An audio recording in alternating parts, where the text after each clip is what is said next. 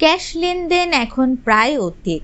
যানবাহন ভাড়া থেকে শপিং, রেস্তোরাঁর বিল পেমেন্ট সবটাই হয় কিউআর কোড স্ক্যান করে।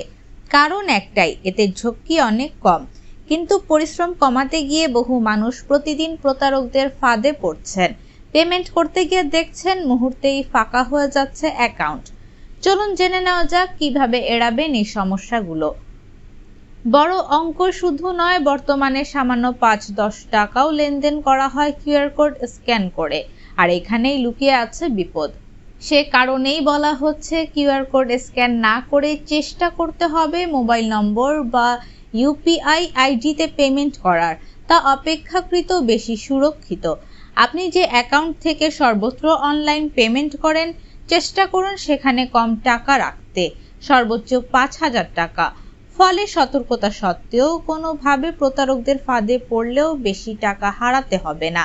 এখানেই শেষ নয়, যদি হঠাৎ করে অপরিচিত কেউ কোনো লিংক পাঠান, তাতে পেমেন্ট করার আগে ভালো করে তা খতিয়ে দেখুন।